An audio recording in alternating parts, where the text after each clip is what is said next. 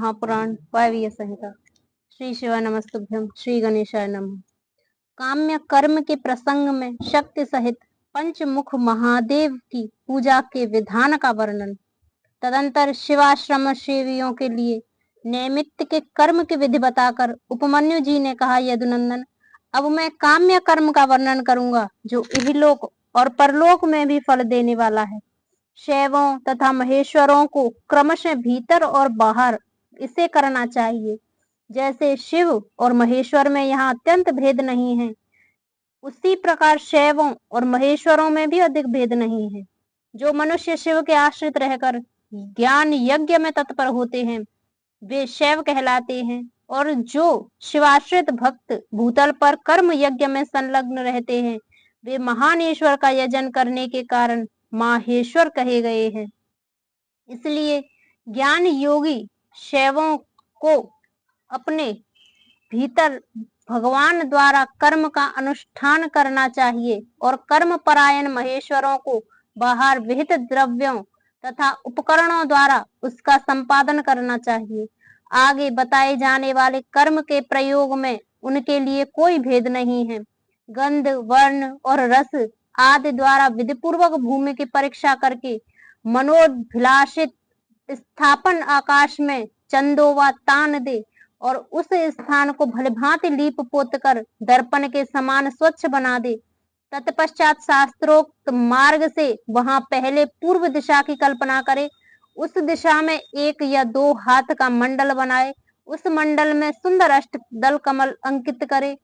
कमल के कर्णिका भी होनी चाहिए। यथा संभव संचित रत्न और स्वर्ण आदि के चूर्ण से उसका निर्माण करे।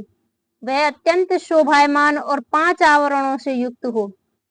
कमल के 8 दलों में पूर्वादि क्रम से अणिमा आदि 8 सिद्धियों की कल्पना करे तथा उनके केशरों में शक्ति रहित वामदेव आदि 8 रुद्रों को पूर्वादि दल के क्रम से स्थापित करे। कमल की कर्णिका में वैराग्य को स्थान दे और बीजों में नव शक्तियों की स्थापना करे। कमल के कंद में शिव संबंधी धर्म और नाल में शिव संबंधी ज्ञान की भावना करे। कर्णिका के ऊपर अग्निमंडल, सूर्यमंडल और चंद्रमंडल की भावना करे।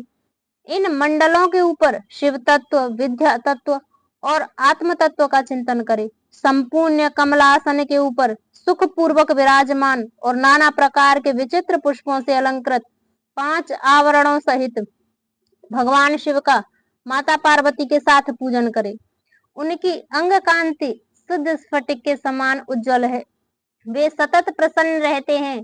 उनकी प्रभा शीतल है। मस्तक पर विद्युन मंडल के समान चमकीली जटा रूप मुकुट उनकी शोभा बढ़ाता है।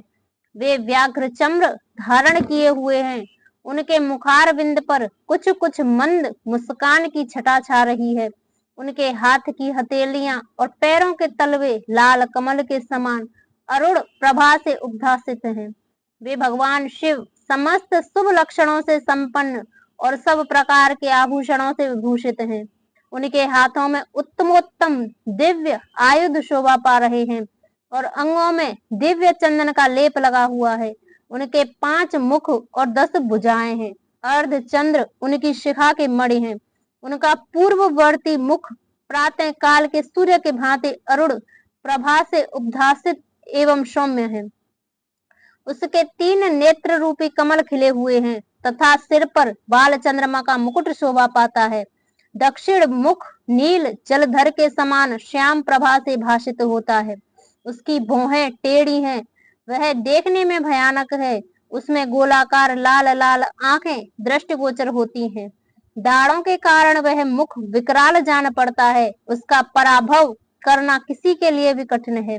उसके अधर पल्लव फड़कते रहते हैं। उत्तरवर्ती मुख मूंगे की भांति लाल है। काले काले केशपाश उसकी शोभा बढ़ाते हैं। उसमें विभ्र मले विलास से युक्त 3 नेत्र हैं और उसका मस्तक अर्ध चंद्रमय मुकुट से विभूषित है। भगवान शिव का पश्चिम मुख पूर्ण चंद्रमा के समान उज्जवल तथा 3 नेत्रों से प्रकाशमान है। उसका मस्तक चंद्रलेखा की शोभा धारण करता है। वह मुख देखने में सौम्य है और मंद मुस्कान की शोभा से उपासकों को मन मोह लेता है। उनका 5वां मुख स्फटिक मणि के समान निर्मल, चंद्रलेखा से समुज्वल, अत्यंत सौम्य और 3 प्रफुल्ल नेत्र कमलों से प्रकाशमान है। भगवान शिव अपने दाहिने हाथों में शूल, परशु, वज्र, खड़ग और अग्नि धारण करके उन सबकी प्रभा से प्रकाशित होते हैं तथा बाएं हाथों में नाग, बाण, घंटा, पाश तथा अंकुश उनकी शोभा बढ़ाते हैं। पैरों से लेकर घुटनों तक का भाग निवृत्त कला से संबंध है। उससे ऊपर नाभि तक का भाग प्रतिष्ठा कला से, कंठ तक का भाग विद्या कला से, ललाट तक का भाग शांति कला से और उसके ऊपर का भाग शांत्यतीता कला से संयुक्त है। इस प्रकार वे पंचाध्व व्यापी तथा साक्षात पंच कला में शरीरधारी हैं। ईशान मंत्र उनका मुकुट है, तत्पुरुष मंत्र उन पुरातन देव का मुख है, अघोर मंत्र हृदय है, वामदेव मंत्र उन महेश्वर का गुहा भाग है और सद्योजात मंत्र उनका युगल चरण है। उनकी मूर्ति 38 कलामयी है। परमेश्वर शिव का विग्रह मात्र का वर्णमाला, मैं, पंच ब्रह्म, ईशान, सर्व विद्या नाम इत्यादि 5 मंत्र मय, प्रणव में तथा हंस शक्ति से संपन्न है। इच्छा शक्ति उनके अंग में आरूढ़ है, ज्ञान शक्ति दक्षिण भाग में है तथा क्रिया शक्ति वाम भाग में विराजमान है। वे त्रितत्व में है, अर्थात आत्म तत्व, विद्या तत्व और शिव तत्व उनके स्वरूप हैं। वे सदाशिव साक्षात विद्या मूर्ति हैं। इस प्रकार उनका ध्यान करना चाहिए। मूल मंत्र से मूर्ति की कल्पना और सरलीकरण की क्रिया करके मूल मंत्र से ही यथोचित रीति से क्रमशः पाद्य आदि विशेष अर्घ पर्यंत पूजन करें। फिर पराशक्ति के साथ साक्षात मूर्तिमान शिव का पूर्वोक्त मूर्ति में आवाहन करके सद सद व्यक्त रहित परमेश्वर शिव महादेव का गंध आदि पंचोपचारों से पूजन करें।